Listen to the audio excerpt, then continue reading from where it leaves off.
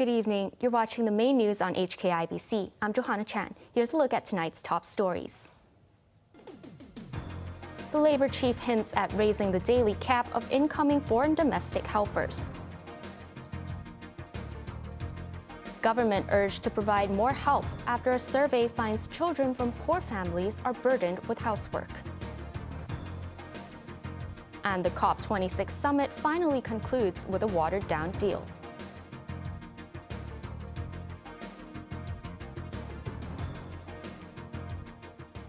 We start off with some local COVID news.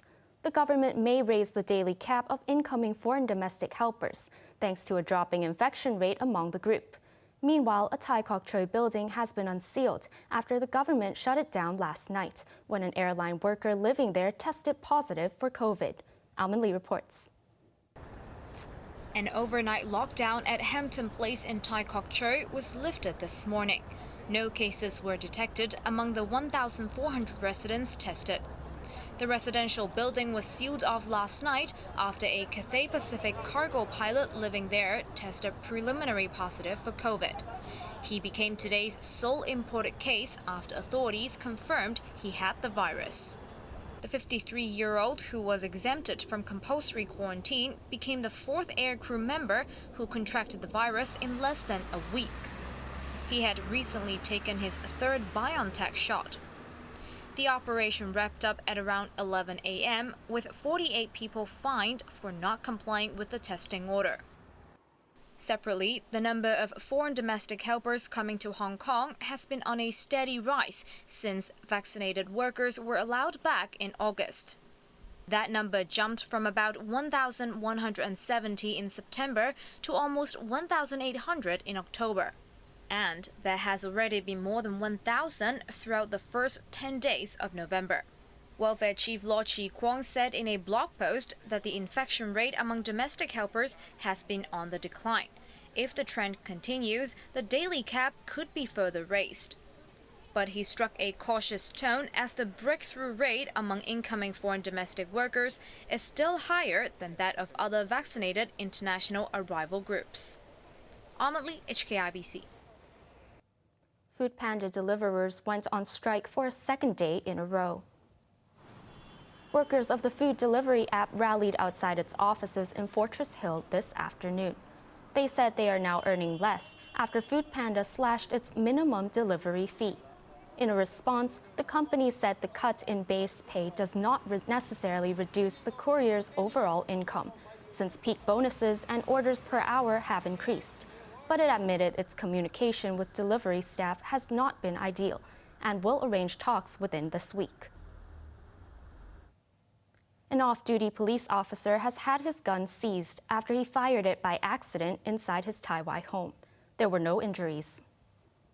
Police were spotted at his apartment at Ka Kay House in Ka Tin Court today.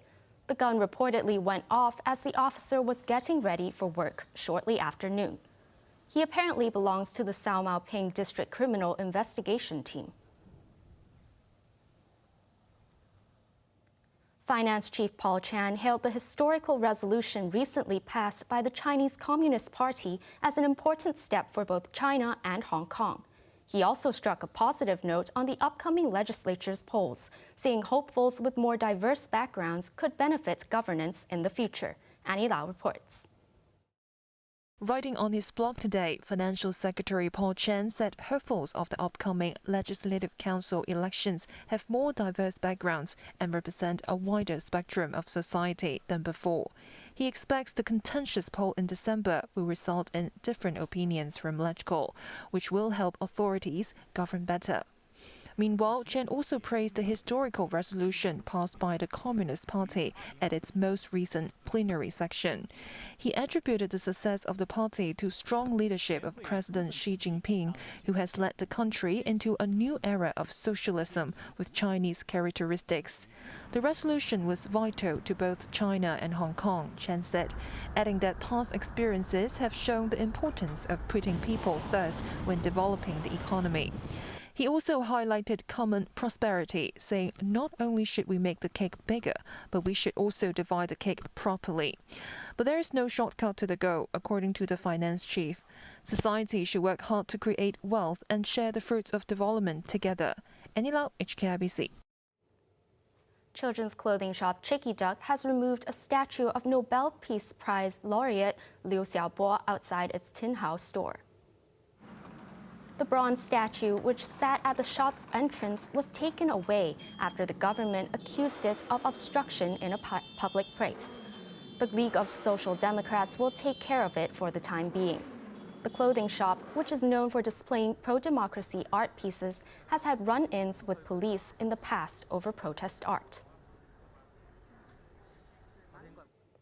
A non-profit organization found a growing phenomenon of underage caretakers among low-income families. It urged the government to provide not only monetary assistance to these households, but much-needed support services such as childcare. Alman Lee tells us more. When you hear the term caretaker, you probably think of care home workers or at least an adult providing care to someone in need, instead of young children like them. 10-year-old Lok Lok says the first thing she does after school is to cook lunch for herself and her mother. She then cleans the dishes before turning to her homework. She also prepares dinner, mops the floor, and does laundry. Sometimes she also bathes her mother, who suffers from sciatica and heart disease and is often bedridden. Katie, who is only 5, says she helps with stir-frying vegetables and has been hurt by hot, sizzling oil. The toddler is also responsible for bathing her 1-year-old sister. For some others, the task is even more daunting. This 13-year-old helps her diabetic father with his injections 3 times a day. She says her hands used to tremble, but has had to overcome her fear. The Society for Community Organization, or SOCO, surveyed about 200 children aged 18 or below between June last year and September this year. They were all from grassroots families that it had helped. SOCO found that over 80% of the kids needed to help with housework. On average, they would spend 10 hours per week on chores, ranging from cleaning to caring for elderly or sick family members. Many of them are from families that can't afford outside help.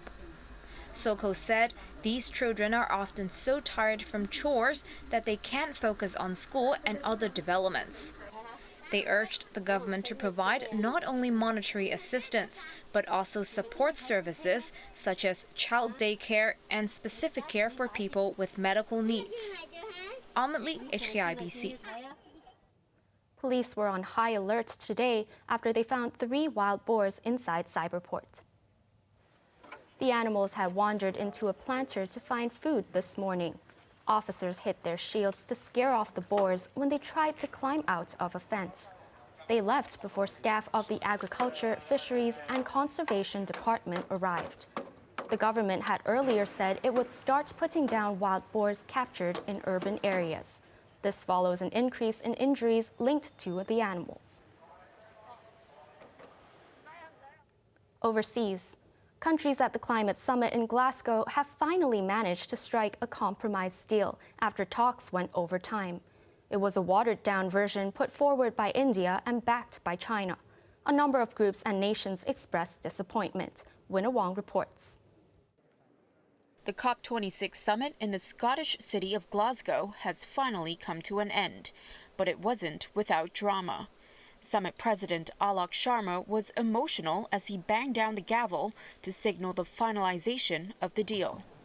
I apologize for the way this process has unfolded, and I'm deeply sorry. I also understand the deep disappointment.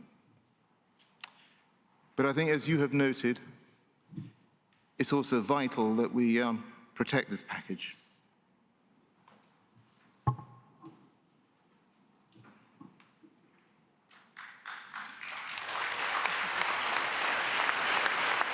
The final talks, which were supposed to end on Friday, had gone into overtime.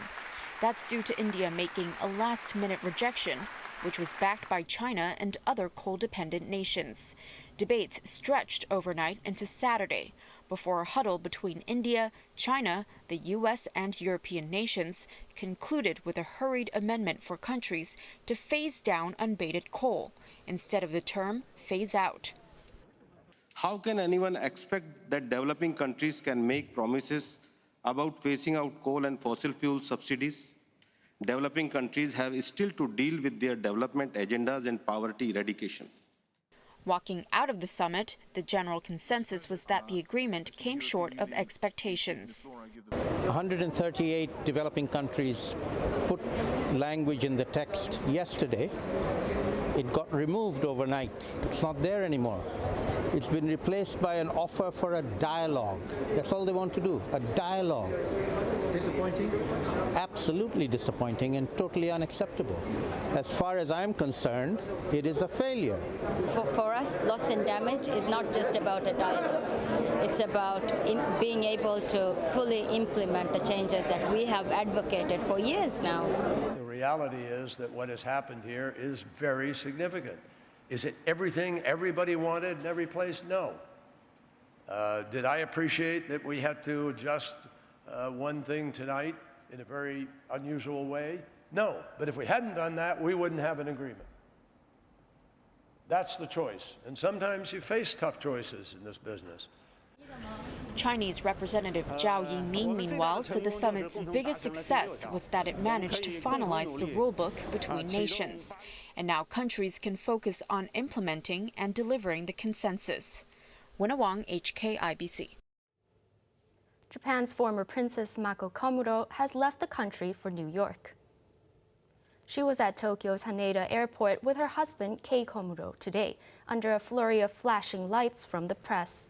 Mako had given up her royal title to marry a commoner. Kei was a student at Fordham University's law school and now holds a job at a law firm in New York City. The couple's relationship went through years of scrutiny and suffered attacks from Japanese media. On to the weather now. It will be dry with sunny periods tomorrow. Temperatures will range between 21 and 26 degrees. Some sunny periods here and there on Tuesday and Wednesday. Now let's take a look at the weather around the world.